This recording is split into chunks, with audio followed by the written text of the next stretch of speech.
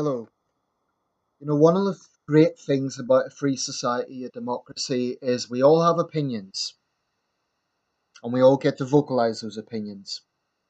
And sometimes those opinions are popular and sometimes they're not. And sometimes we feel we're in a minority, sometimes we don't. Sometimes we feel deeply frustrated, but we all get to vocalize our opinions. So I just want to say that, just as a point of observation. I get to vocalize my views in here. It's great. I've just had a call into LBC. I think they must be getting to know me there now. It's actually my sixth call into that radio network. Um, I try a few times during daytime, but it tends to be more busy then. So just had a call into the Darren Adams show on the issue of um, secularism and referring to a case of a doctor who was given a yellow card for imposing his religious views with a patient. Anyway, if you ever listen to LBC at night time, you may hear me call in Nathan from Sunderland. So, yeah, I'm surprised they've let me call in so many times, but there you go. Okay, I want to talk about culture wars, right? Specifically, in relation to, and I know I've mentioned this twice before, but it's a story that will not go away. It's this issue with the Mansion House protest and Mark Field, the Tory MP, who restrained a female protester, and I'm saying that because it's relevant to this debate, um, let her out. Well, he's been suspended, and if you listen to some of the feminist responses to this, particularly from the so called Women's Equality Party, you would think that Mark Field is Hannibal Lecter, Ted Bundy, and Jack the Ripper rolled into one. You know, I do think it is unfortunate just how much this man is being utterly vilified in response to what he's done. It's totally disproportionate to what he actually did do. Like I say, he took her at the back of the neck and he escorted her out. There may be legal areas around that over what are the legal permissions for, what are the legal guidelines of what someone can do in that sort of scenario of a protester invading a room. But the point is, when something develops fast, you don't have time to think of the legal ramifications, not when you don't know what their intentions are. No, I'm not going to rehash the entire debate around that Mansion House protest, except to say I veer more to the opinion that the protesters were in the wrong and that Field was doing what he thought was right. But it does relate to the issue around culture wars. I mean, the Women's Equality Party, led by Sophie Walker, have called for far more to happen than Mark Field being suspended. I guess they want him to be arrested and thrown away like the brute that he is. Um, Back in March, Leila Morin, one of the Liberal Democrat leadership hopefuls, admitted slapping her boyfriend in a row over a computer cable. Now, this is a woman in politics who aspires to be leading her party, has admitted what is essentially domestic violence. So, why? I mean, there's one sole report about this that I could find. There may be others, but it certainly didn't become a hot debate topic in the same way that this did. Why? I was on a thread earlier, and an acquaintance of mine was saying that she started talking about domestic violence against women. My response was, well, yeah, that's a serious problem. But, you can hardly compare some thug coming home and brutalizing his girlfriend or his wife because he's had a stressful day or his team has lost to this situation.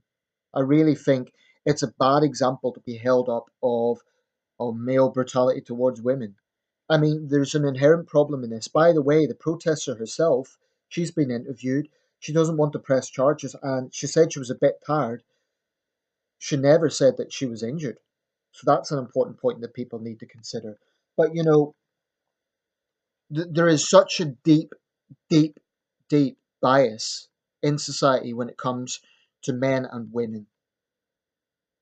And I firmly believe that is in large part because of the sheer weight of influence that feminism has on public institutions. Now, it's not that there aren't a lot of people defending Mark Field, including many women. There are. As I said, more comfortable here. As I said, there, when this was being debated, there were a lot of women defending Field. So we shouldn't portray this as men versus women, like women defend the protesters, men defend Field. I've also seen men attacking Field. It's more like a culture thing. I'd say it's probably more left right, actually, given the involvement of Greenpeace, which I think it's fair to say is an organisation well associated with the left. I mean, eco extremism, and that's a term I'm using because this is only like a microcosm of what certain eco activists get up to. Um, their logic basically is, I mean, to be honest, I could probably make this video specifically about that subject. But the logic basically is because the planet is the number one issue, any means justify the ends. So any approach, any method is legitimate because of the greater problem, which is the ecological damage that we human beings are doing to the world. Um, that's basically the mentality of those who've been defending the protesters. That's why they're trying to portray it as a peaceful protest. It's not peaceful. It may not be violent, but it is not peaceful. Barging into a room, trying to shout people down. I mean, laughably, she said she wanted to have conversations with people. Really? By shouting over them? By storming onto a podium and just pontificating and shouting your views? In that way? No. It just, that's ridiculous. But feminists are so predictable. I should say, most feminists. There are a few feminists even who recognise the situation. I know an Australian lady who's a feminist, self-described feminist. She was saying that Field done the right thing. So maybe I shouldn't say it's all feminist. But nevertheless, there is this predictable response from the likes of the so-called Women's Equality Party. Let me quote an example when we're thinking of domestic violence. Berlina Wallace. She was jailed for life, one of the rare occasions where women are given that sentence, after throwing acid on her boyfriend, ruining this young man's life. I believe it made him partially blind, caused horrible scarring. His life has changed forever. So, this notion that the only way we look at abuse is from the point of physical strength, because I think this is where a lot of it's coming from. Oh, he's a man, therefore he's physically stronger. What a brute to treat a woman that way, because she probably is physically weaker. I've even heard virtue signaling men saying, oh, he could have just done this or that. Well, let's say he'd put his hands on her waist or even her back. Now, she had bare arms, let's say he touched her arms. Then, ostensibly, we might be hearing allegations he touched her in an inappropriate way. So a man in this situation really can't win. That's the problem. That is fundamentally the problem. Like I say, when I first saw it, my gut instinct, my first instinct was, oh, that's a bit rough. But looking at everything, he kept her at arm's distance. So he wasn't touching her body, he was trying not to. People could say he should have left it to the security, but the security were not in that area. These are all things that need to be considered. I think that a lot of the people who are vilifying Mark Field are not looking at the whole picture. They're not looking at every aspect of this. He immediately apologised. He's been suspended. I mean, are we really in a situation where we're now going to say that protesters can barge into buildings, and if they're women in particular, oh well, no one could do anything? Because you know what? Any man looking at this will think, okay, well, if I see a protester and they happen to be a woman and they're barging forward, rushing forward, she was not slowly walking past, she was rushing forward, you know, in that direction towards the podium where the Chancellor was speaking. Anyone in that situation who wants to be, I don't like the term have a go hero, but who wants to kind of intervene, men in particular might now be reluctant to do that because of the sheer backlash that is being thrown in Mark Field's direction. I mean, if there's any indication that Mark Field believes in violence against women, or there's evidence that he, is a wife beater or something like that, that's a different matter. And I would say he needs to be investigated. But he done this in public, right? So everyone can see the circumstances. It's not like it was something he was doing, you know, at home. So I think the very fact it was in public shows that it was a spur of the moment thing, rather than, oh, this is a man who just likes to brutalize women. Would I do it myself? I'm not sure if I would have taken it by the back of the neck, to be totally honest. And in retrospect, maybe he was wrong to do that. But I suspect he done it that way. I mean, he's been very quiet since this, apart from the resignation or the suspension, actually, which was imposed. And he, by the way, referred himself to all the bodies concerned.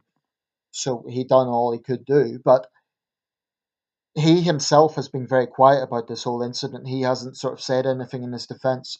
So whether that's because he's just trying to keep a low profile because he doesn't want the backlash, or whether he's been advised to not speak, I don't know what it is. He himself has been, he hasn't said anything in his defense. His Facebook page hasn't been updated since November. So I don't know. But, it just comes down to the double standards that are so inherent in this culture war.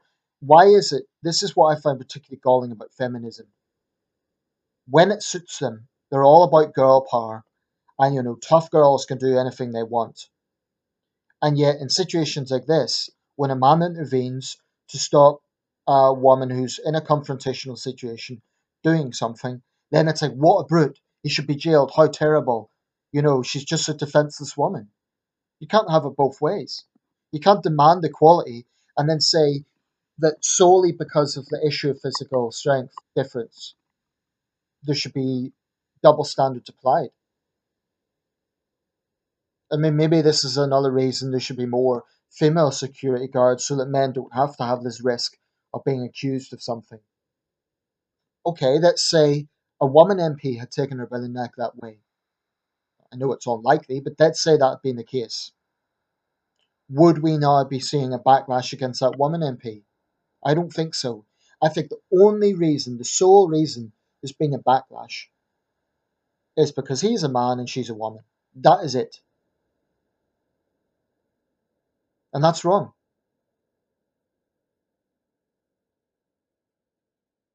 This is not to say that in every single circumstance, oh, I always back the man. I've seen situations, for example, where male police officers have thrown women to the ground hard. That, I think, is excessive.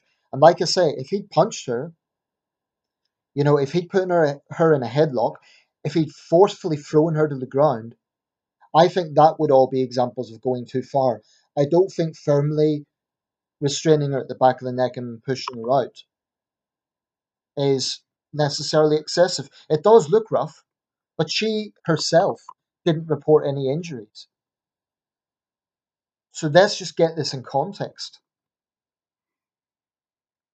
And I'll just close with this. I admit that I have very little time or respect for feminist hypocrisy, the sort the Women's Equality Party come out with. Why is it they're demanding Mark Field's resignation, but they're not demanding Leda Morin's resignation? What's the difference? What's the difference fundamentally? I would argue that what Field done was far less serious than what Moran done. What Moran done was lash out at her boyfriend because she thought she would get away with it, and she has. What Field done was intervene in what he obviously thought was a serious security situation. So I really think, if I will say this, as I guess I need to say this, if something comes out, if Mark Field himself says, I overreacted and I did, if he kind of refutes that he thought there was a security concern, then I'll admit that I was wrong. And I'll say, okay, he did in that case overreact. But look at the comments. It's about, hard to say, I guess there's a confirmation bias with this sort of thing, but I reckon it's about 60% in favour of Field, 40% against him. and women and men are on both sides. So it's interesting though how one incident, one moment, one 10-second clip can get so snowballed into something else, into getting into the very heart of the gender issue and culture wars. But that's what's happened. And so long as that is the situation, that's my position.